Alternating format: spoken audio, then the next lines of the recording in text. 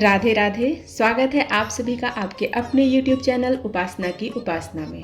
हमारे हिंदू धर्म में पूर्णिमा का विशेष महत्व होता है।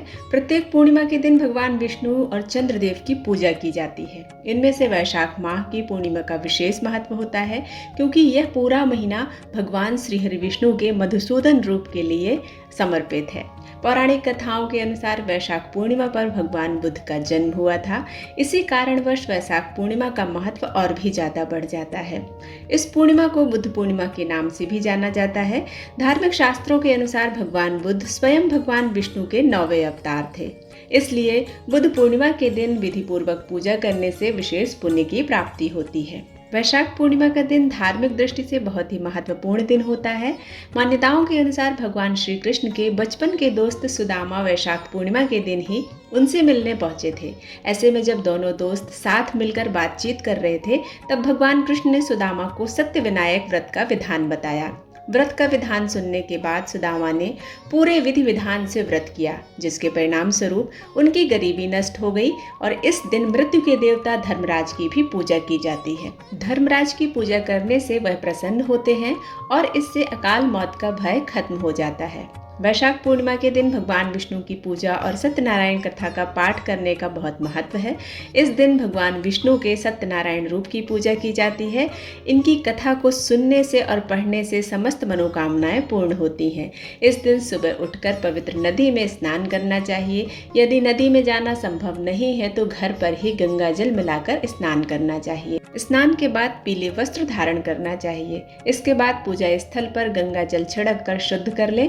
इसके पश्चात यदि आप व्रत कर रहे हैं तो भगवान का ध्यान करते हुए व्रत का संकल्प लें।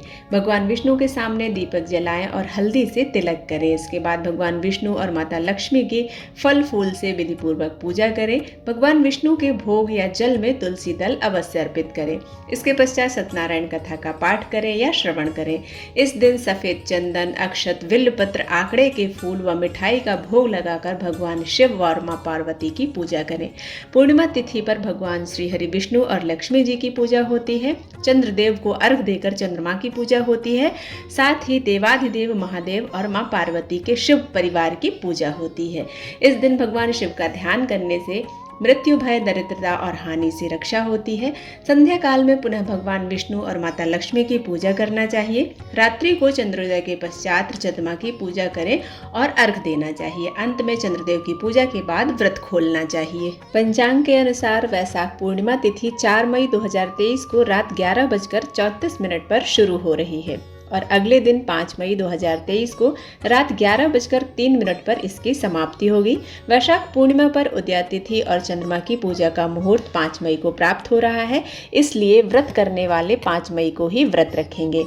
स्नान करने का मुहूर्त सुबह 4:12 से लेकर 4:55 तक है।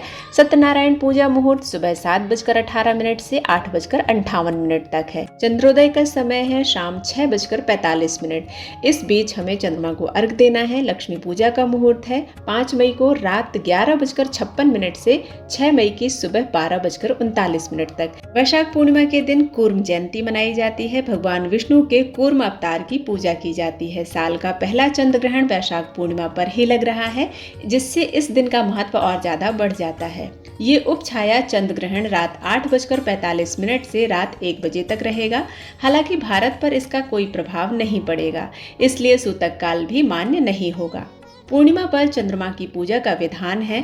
ऐसे में ग्रहण से पहले चंद्रमा की पूजा करना उत्तम रहेगा। मान्यता है कि पूर्णिमा की मध्यरात्रि में श्री सूक्त का पाठ करने से महालक्ष्मी साधक पर मेहरबान होती हैं और घर परिवार में बरकत बनी रहती है। उम्मीद करती हूँ वीडियो में दी गई सारी जानकारी आपको पसंद आई होगी। यदि पसंद आती है तो आप इसे लाइक करें, शेयर करें और सब्सक्राइब करना बिल्कुल ना भूलें। मिलते हैं एक नए वीडियो के साथ, तब तक के लिए राधे राधे।